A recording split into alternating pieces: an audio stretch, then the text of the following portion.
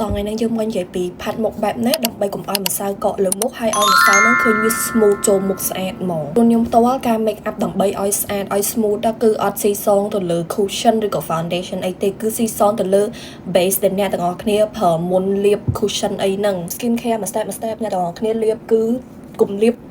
ហាលាបអាហ្នឹងហើយដាក់មកលាបហើយអ្នកទាំងអស់គ្នាទុកវាចោលនៅលើមុខឲ្យវាចូលស្បែកមុខយ៉ាងហោចណាស់ក៏10វិនាទីអីដែរអាហ្នឹង that is for me អត់ឲ្យវាចូលមុខចេះទៅចឹងទៅវាពេលវាចូលមុខអស់ទៅវាពេល make up ទៅវាអត់ខ្ជាក់ម្សៅដល់សម្រាប់អ្នក make up ខ្ញុំ recommend ឲ្យប្រើ sunscreen ជាប្រភេទពួក chemical sunscreen ដែលដាក់ទៅអស់ហានៅពេលដែលអ្នកនរគ្នាប្រើពួក chemical sunscreen អ្នកនរគ្នា make up គឺចូលស្អាតមែនតើតែពួក chemical sunscreen វាអត់មានជាតិ white cast ទេអត់មានជាតិ white cast នៅពេលអ្នកនរគ្នាដាក់លើមុខទៅគឺអ្នកនរគ្នាលាបតែបន្តិចគឺវាចូលមុខអស់ហ្មងឃើញអត់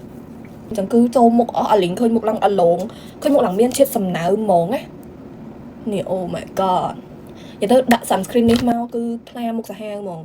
ខ្ញុំនិយាយចឹងបើអ្នកទាំងអស់គ្នាចង់បាន make up ស្អាតអត់ខ្ជិះអត់បែកម្សៅអត់ឡើងស្ព្រុះដូចក្អែលហ្នឹងអ្នកទាំងអស់គ្នាគួរ focus លើ base អ្នកទាំងអស់គ្នាគួរតែត្រឡប់ទៅមើលថា base របស់អ្នកទាំងអស់គ្នាដែលប្រើហ្នឹងអ្នកទាំងអស់គ្នាប្រើអីខ្លះបើអ្នកទាំងអស់គ្នាចង់ប្រើ serum ឬក៏ moisturizer ទេប្រើ sunscreen ក៏បានដែរប៉ុន្តែ sunscreen ប្រើពួក chemical sunscreen ដែលលាបទៅចូលមុខអស់កុំប្រើពួក physical sunscreen ហ្នឹងគឺមានន័យថាពួក sunscreen ដែលលាបទៅវាជួយ tone up ស្បែកអ្នកទាំងអស់គ្នា